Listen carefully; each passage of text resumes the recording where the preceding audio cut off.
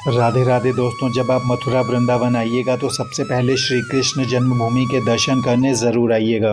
ये मंदिर उस जगह पे है जहाँ माना जाता है कि श्री कृष्ण जी का जन्म हुआ था। श्री कृष्ण जन्मभूमि के पास में ही औरंगजेब द्वारा बनाई गई शाही ईदगाह मस्जिद भी है। पहले यहाँ पे श्री कृष्ण जी के मामा कंस का जेल हुआ करता था। इसी जगह पे कंस ने अपनी बहन देवकी को कैद कर लिया था। इसी जगह पे भगवान श्री कृष्ण जी का जन्म हुआ था। श्री कृष्ण जन्मभूमि के पास में ही शिव जी का भूतेश्वर महादेव मंदिर भी है। इस मंदिर को मथुरा की कोतवाली भी कहा जाता है। कहते हैं शिव जी यहाँ से मथुरा की रक्षा करते हैं। कहा जाता है जो आशीर्वाद आपको केदारनाथ मंदिर में प्राप्त होगा वही सेम आशीर्वाद आपको भूतेश्वर महादेव मंदिर में भी प्राप्त होगा। राधे राधे दोस्तों, अब हम श्री कृष्ण जन्मभूमि से मात्र 2 किलोमीटर की दूरी पे श्री कृष्ण जी के मंदिर द्वारकाधीश में आ चुके हैं। कहा जाता है जब श्री कृष्ण जी गुजरात में स्थित द्वारका नगरी जा रहे थे तो वहां जाने से पहले उन्होंने इसी जगह पर विश्राम किया था। द्वारकाधीश मंदिर यमुना के किनारे में स्थित है और यहां से विश्राम घाट मात्र 50 कदम की दूरी पे है। मथुरा वृंदावन के लगभग सारे मंदिरों में आपको श्री कृष्ण जी और राधा जी के दर्शन होंगे, लेकिन इस मंदिर में आपको श्री कृष्ण जी के साथ उनकी पत्नी रुक्मणी जी के दर्शन होंगे। विश्राम घाट मंदिर के बिल्कुल पास में ही है। विश्राम घाट वही जगह है जहाँ पे श्री कृष्ण जी ने कंस का वध किया था। राधे राधे दोस्तों, हम आपको द्वारकाधीश मंदिर के दर्शन कराने के बाद अब आपको हम विश्राम घाट में ले आए हैं जो कि द्वारकाधीश मंदिर से मात्र 50 कदम की दूरी पे है। इसी जगह पे श्री कृष्ण जी ने कंस का वध करने के बाद विश्राम किया था, इसलिए इस जगह को विश्राम घाट कहा जाता है। विश्राम घाट में श्री कृष्ण जी और बलदेव जी का मंदिर भी है और यहीं पे शाम को श्री कृष्ण जी के मुकुट के दर्शन भी होते हैं। विश्राम घाट से बोट पे बैठ के आप कंस का किला भी देख सकते हैं। बोट में बैठकर आप वासुदेव घाट भी देख सकते हैं जहां से वासुदेव जी रात में श्री कृष्ण जी को टोकरी में रखकर गोकुल ले गए थे। विश्राम घाट से ही आपको सती का बुर्ज भी देखने को मिल जाएगा। दोस्तों, बोट में बैठने के बाद विश्राम घाट दूर से देखने में बहुत ही सुंदर दिखता है। शाम को 7:30 बजे यमुना जी की आरती होती है, इसके दर्शन जरूर करिएगा। दोस्तों, विश्राम घाट घूमने के बाद अब हम मथुरा के बिरला टेम्पल आ चुके हैं जो कि द्वारकाधीश मंदिर से मात्र 4 किलोमीटर की दूरी पे है। जब आप मथुरा से वृंदावन जा रहे होंगे तो ये मंदिर रास्ते में ही पड़ेगा। इस मंदिर के अंदर श्री कृष्ण जी की चक्रधारी मूर्ति है। श्री कृष्ण जी मंदिर से बाहर निकलते ही आपको एक ऊंचा स्तंभ देखने को मिलेगा। इसे गीता स्तंभ कहते हैं। इस स्तंभ के ऊपरी भाग में गीता के 700 श्लोक और 18 अध्यायों का पूरा वर्णन अंकित है। बिरला मंदिर के दर्शन कराने के बाद अब हम आपको यहाँ से पागल बाबा मंदिर ले चलते हैं जो कि यहाँ से मात्र 4 किलोमीटर की दूरी पर वृंदावन में स्थित है। दोस्तों, मथुरा से गोकुल की दूरी 10 किलोमीटर 25 मिनट की है। इस वीडियो में हम गोकुल की गलियों में श्री कृष्ण जी के बचपन से संबंधित जगहों के दर्शन भी करा रहे हैं और जानकारी भी दे रहे हैं। नंद भवन यमुना नदी के घाट से जुड़ा हुआ है, यही जहाँ पर श्री कृष्ण जी और उनके भाई बलराम का पालन पोषण हुआ था। ऐसा माना जाता है कि भगवान कृष्ण ने अपना बचपन गोकुल में बिताया था और माता यशोदा ने उनका पालन पोषण किया था। यहाँ पे वो कुंड भी है। जब बालकृष्ण 6 दिन के हुए थे तो माता यशोदा ने उनकी छठी पे यहाँ पे उनके वस्त्र धोए थे। ये वही जगह है जहाँ से श्री कृष्ण जी मक्खन से भरी मटकी फोड़ दिया करते थे।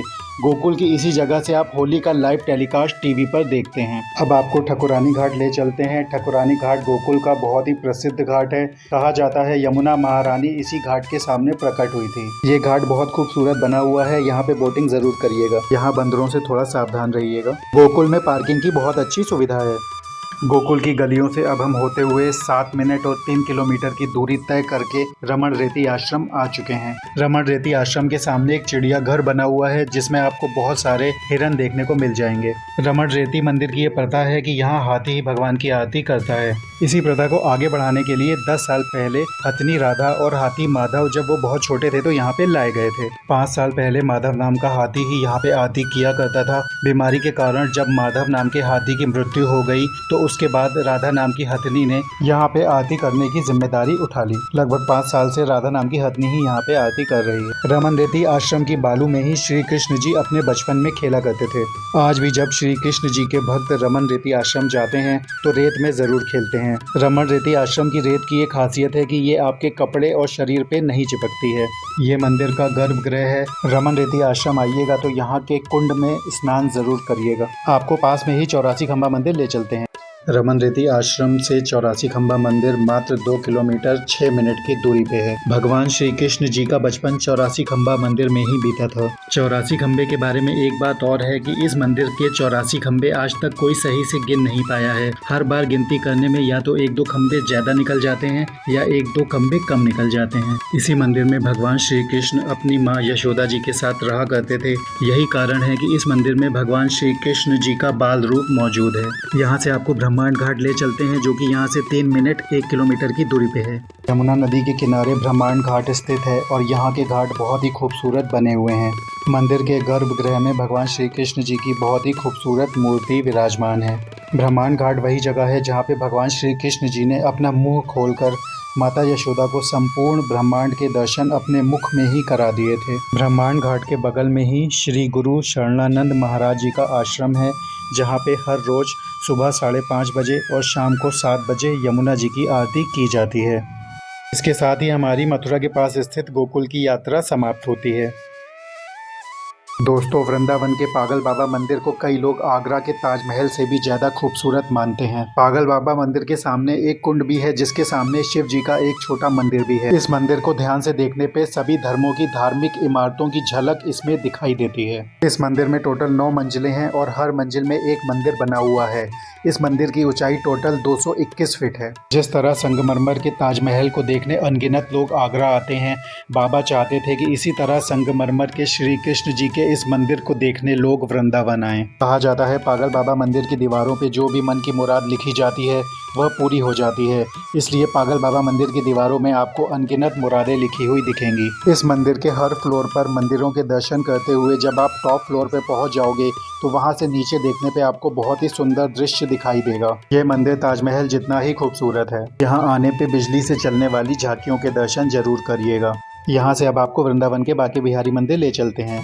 दोस्तों, पागल बाबा मंदिर से 3 किलोमीटर आगे 10 मिनट की दूरी पे बांके बिहारी मंदिर है। बांके बिहारी मंदिर से निधिवन की दूरी 1 किलोमीटर से भी कम है और यहाँ से निधिवन पहुँचने में 4 मिनट का समय लगता है। ऐसा कहा जाता है कि निधिवन में जो बांके बिहारी जी की मूर्ति प्रकट हुई थी, उसी को बांके बिहारी मंदिर में स्थापित किया गया है। बांके बिहारी मंदिर में राधा कृष्णा जी का मिला हुआ रूप उपस्थित है। बांके बिहारी जी के इस स्वरूप में श्री कृष्ण जी और राधा जी आपस में समा गए हैं। यही कारण है कि बांके बिहारी जी की आधी मूर्ति में पुरुष का और आधी मूर्ति में स्त्री का श्रृंगार किया जाता है। कहा जाता है बांके बिहारी मंदिर की मूर्ति श्री हरिदास जी की पूजा अर्चना से निधिवन में प्रकट हुई थी और उसे कुछ समय के बाद निधिवन से बांके बिहारी मंदिर में स्थापित कर दिया गया।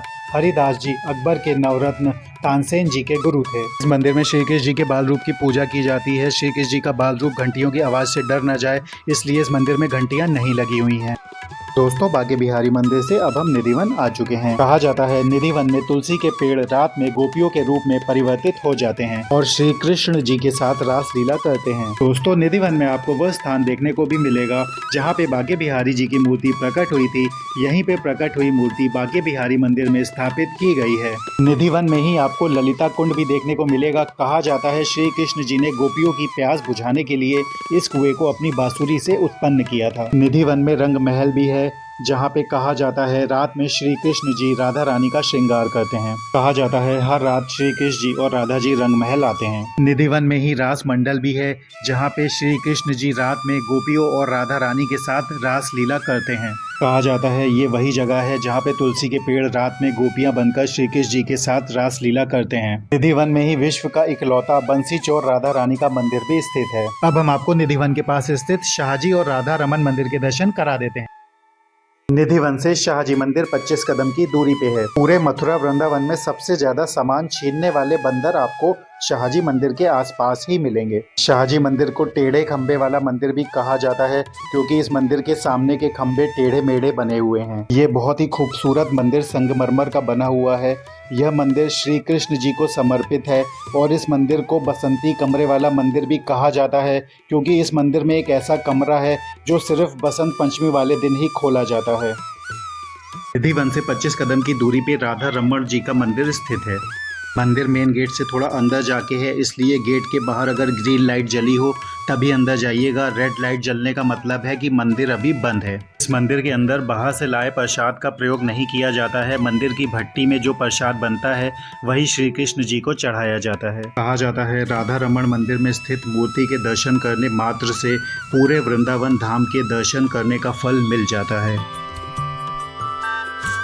दोस्तों, निधिवन और राधा रमन मंदिर से रंगनाथ जी मंदिर मात्र 5 मिनट की दूरी पे है। श्री रंगनाथ जी मंदिर मथुरा का सबसे बड़ा मंदिर है और यह मंदिर भगवान विष्णु जी को समर्पित है। दोस्तों, इसी मंदिर में सोने का 60 फीट ऊंचा खंबा लगा हुआ है, इसलिए इस मंदिर को सोने के खंबे वाला मंदिर भी कहा जाता है। इसी मंदिर में वह बैकुंठ द्वार है जिसे जनवरी माह की एकादशी वाले दिन खोला जाता है। यह मेला 10 दिन तक चलता है। हर दिन भगवान अलग अलग वाहनों में बैठकर दर्शन देते हैं। कभी हाथी, घोड़ा, शेर और हनुमान जी भी प्रयोग में लाए जाते हैं। रंगनाथ मंदिर में ही विष्णु जी के वाहनों का एक अलग से कक्ष बना हुआ है जिसमें उनके सोने चांदी के वाहन एक ही जगह पर रखे हुए हैं। रंगनाथ मंदिर के अंदर ही एक बहुत ही खूबसूरत कांच का मंदिर भी है। यहीं पे आपको एक कक्ष में श्री कृष्ण जी की झांकियों के दर्शन भी हो जाएंगे। रंगनाथ मंदिर के अंदर एक कुंड भी बना हुआ है। कुंड के पास ही हनुमान जी जब रावण की लंका जलाकर वापस आए थे उसी रूप में विराजमान है। श्री रंगनाथ जी के मंदिर के दर्शन करा के अब आपको वृंदावन के इस्कॉन मंदिर ले चलते हैं। दोस्तों, श्री रंगनाथ जी मंदिर से अब हम वृंदावन के इस्कॉन मंदिर में आ चुके हैं। श्री रंगनाथ मंदिर से इस्कॉन टेम्पल की दूरी मात्र 3 किलोमीटर की है। वहाँ से यहाँ पहुँचने में 15 मिनट का समय लगता है। वृंदावन के इस्कॉन मंदिर को श्री कृष्णा बलराम मंदिर के नाम से भी जाना जाता है। वृंदावन के इस्कॉन मंदिर को अंग्रेजों के मंदिर के नाम से भी जाना जाता है क्योंकि पूरे वृंदावन में सबसे ज्यादा अंग्रेज आपको इसी मंदिर में दिखाई देंगे। दोस्तों, इस मंदिर की खासियत है कि इसके अंदर 24 घंटे कीर्तन होता रहता है। इस मंदिर की टाइमिंग सुबह 7 से 12:30 और शाम को 4:30 से 8:30 बजे तक की है। मंदिर से आधा किलोमीटर 5 मिनट की दूरी पे प्रेम मंदिर है। अब आपको वहां ले चलते हैं। दोस्तों, वृंदावन से इस्कॉन मंदिर के दर्शन करने के बाद हम 5 मिनट की दूरी तय करके प्रेम मंदिर आ चुके हैं। दोस्तों, वृंदावन का प्रेम मंदिर सुबह 5:30 बजे से रात के 8:30 बजे तक खुला रहता है। प्रेम मंदिर का निर्माण कार्य कृपालु जी महाराज जी ने करवाया है। यह मंदिर राधा कृष्ण और सीता राम जी को समर्पित है। ये मंदिर 55 एकड़ के इलाके में बना हुआ है और पूरा मंदिर घूमने में लगभग 2 घंटे का समय लगता है। इस मंदिर में रात में होने वाला लेजर शो बहुत ही खूबसूरत होता है। इस मंदिर में जाने का सही समय रात का है क्योंकि रात के समय ये मंदिर विभिन्न रंग बदलता है जो कि रात में देखना बहुत ही सुंदर दिखता है। प्रेम मंदिर की तरह ही दिखने वाला एक मंदिर बरसाना में भी है जिसे कीर्ति मंदिर के नाम से जाना जाता है। प्रेम मंदिर से 10 मिनट और 3 किलोमीटर की दूरी पे अब आपको माँ वैष्णो धाम वृंदावन ले चलते हैं। प्रेम मंदिर से माँ वैष्णो धाम के लिए ऑटो आपको आराम से मिल जाएगा। प्रेम मंदिर के रेस्टोरेंट में जरूर जाइएगा, यहाँ बहुत टेस्टी फूड मिले। दोस्तों, वृंदावन के बाके बिहारी मंदिर के परिक्रमा मार्ग के पास 5 मिनट की दूरी पे वृंदावन का एक सबसे प्राचीन मंदिर है जिसके बारे में बहुत कम लोग ही जानते हैं। उस मंदिर का नाम है श्री राधा मदन मोहन मंदिर। यह मंदिर वृंदावन का सबसे प्राचीन मंदिर है। इस मंदिर को 5000 साल पुराना कहा जाता है। मंदिर के मुख्य देवता मदन मोहन है जो भगवान श्री कृष्ण जी का ही एक रूप है। ये मंदिर थोड़ी ऊंचाई पे एक टीले पे स्थित है।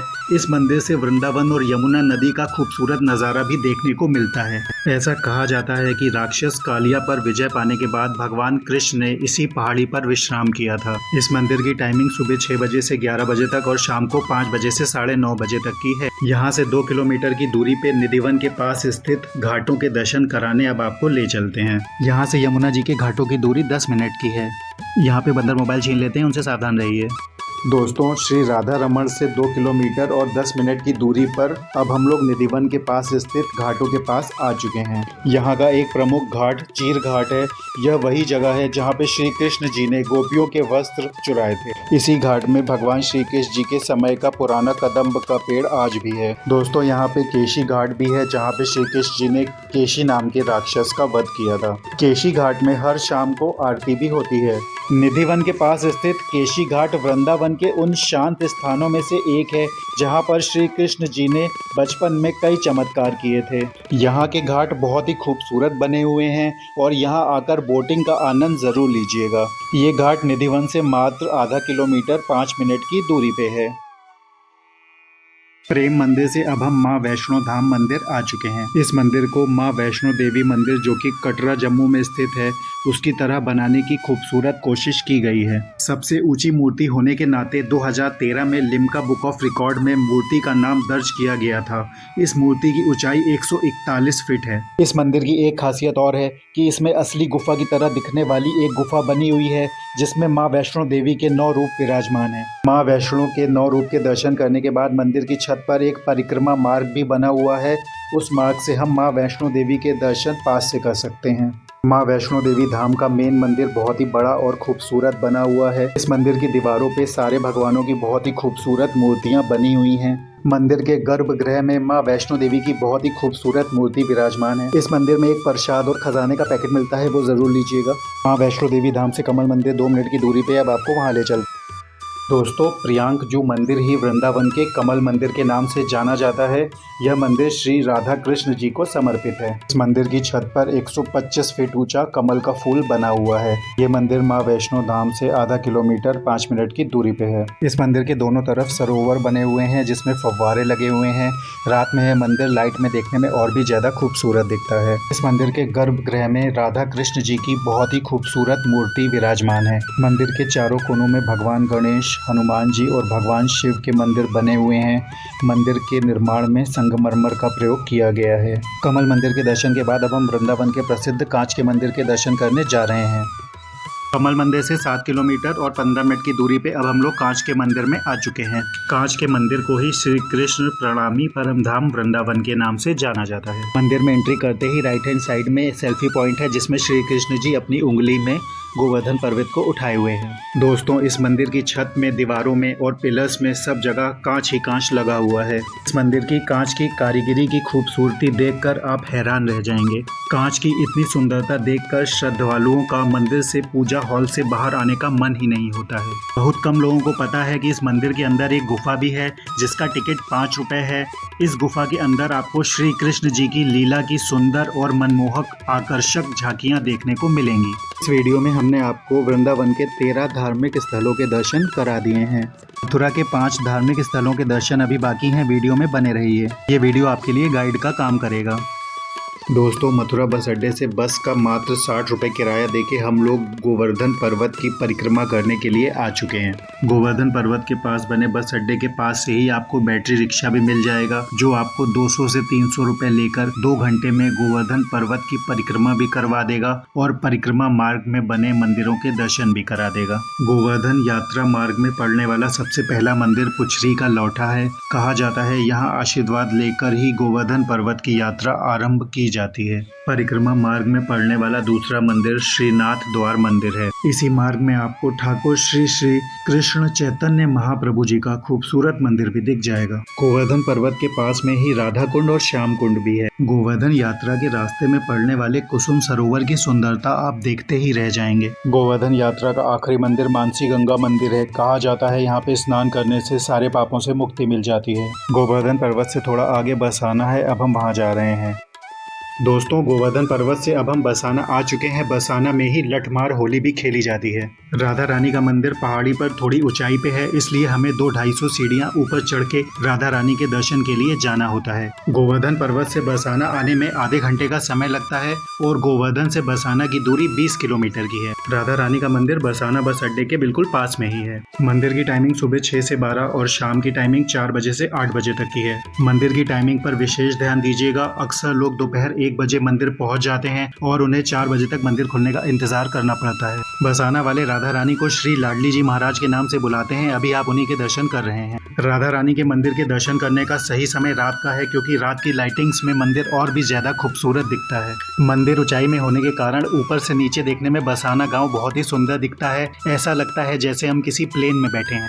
यहाँ से अब आपको बरसाना के कीर्ति मंदिर ले चलते हैं, जो देखने में एकदम प्रेम मंदिर जैसा बना है। राधा रानी जी के मंदिर से अब हम कीर्ति मंदिर आ चुके हैं। कीर्ति मंदिर राधा रानी मंदिर बरसाना से 5 मिनट और 1 किलोमीटर की दूरी पे है। इस मंदिर को बनाने में 12 साल का समय लगा और इस मंदिर के गुंबद में 25 सोने के कलश लगाए गए हैं। यह मंदिर भी प्रेम मंदिर की तरह रात में रंग बदलता है। इस मंदिर को वृंदावन के प्रेम मंदिर की तरह ही श्री कृष्ण कृपालु जी महाराज ने बनवाया है। यह विश्व का इकलौता ऐसा मंदिर है जो राधा रानी की माँ कीर्ति देवी के नाम पर है। कीर्ति मंदिर बरसाने का एक खास मंदिर है जो देवी राधा और उनकी माँ को समर्पित है। कीर्ति मंदिर बरसाना सुबह 8:30 बजे से 12 बजे तक और शाम को 4:30 बजे से 8 बजे तक खुलता है। कीर्ति मंदिर विश्व का इकलौता ऐसा मंदिर है जहाँ राधा रानी अपनी माँ कीर्ति की गोद में बैठी हुई हैं। जब आप श्री राधा रानी के मंदिर के दर्शन करने बरसाना आए तो उनकी माँ कीर्ति जी के मंदिर के दर्शन करने यहाँ जरूर आइएगा।